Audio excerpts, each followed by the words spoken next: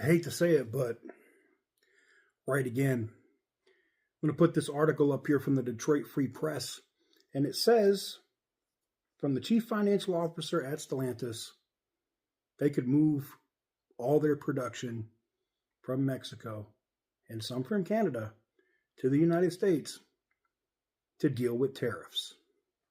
I've been saying it. I said this, a week and a half ago from executive sources, and here it is.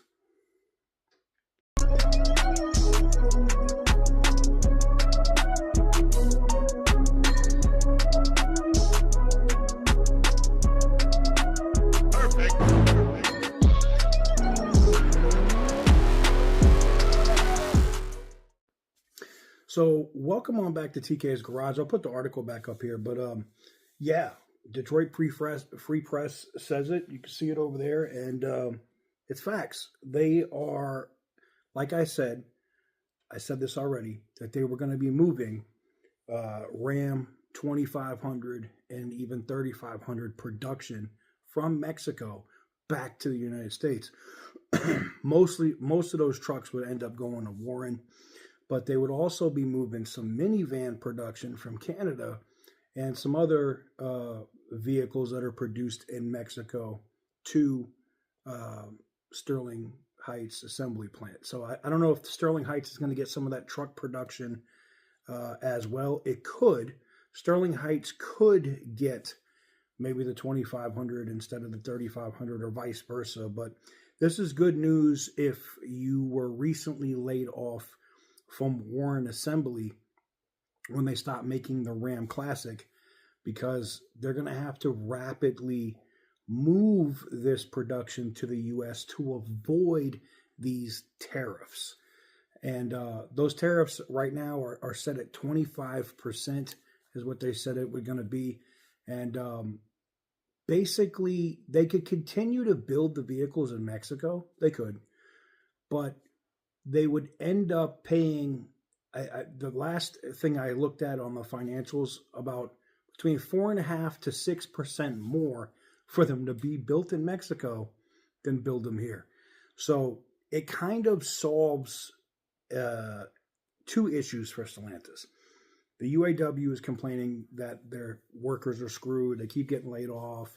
They're not honoring their commitments, blah, blah, blah. So Stellantis could then say, okay, well, look, we just moved these trucks from Mexico here. Y'all should be happy.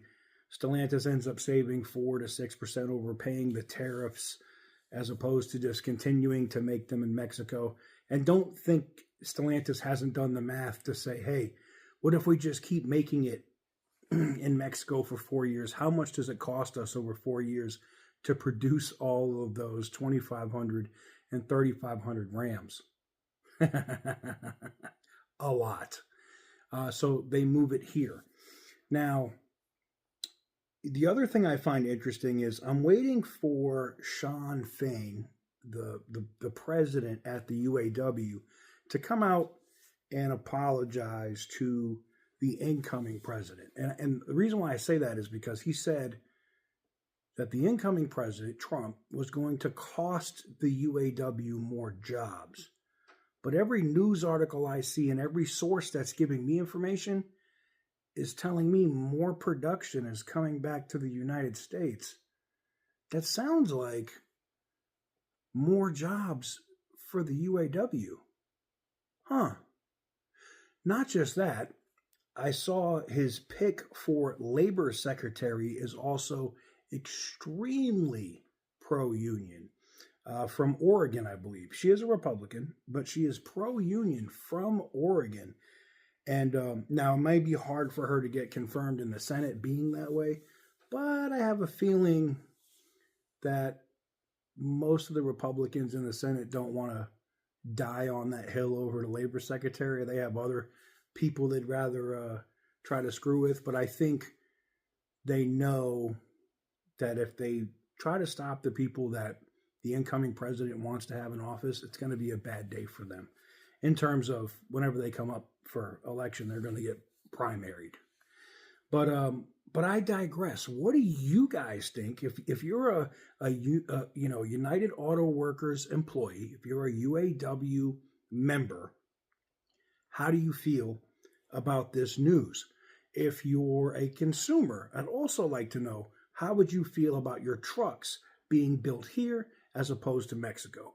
Me personally, seeing some of the Mickey Mouse stuff that's been going on down there in Mexico with the Demon 170 engines, not putting in bearings or putting in subpar materials or not putting stuff together correctly where the crank is eating into the block and all kinds of other stuff that's going on down there. I think the trucks being built at Warren Assembly when they bring them here and at Sterling Heights are going to be a little bit more reliable. That's just me.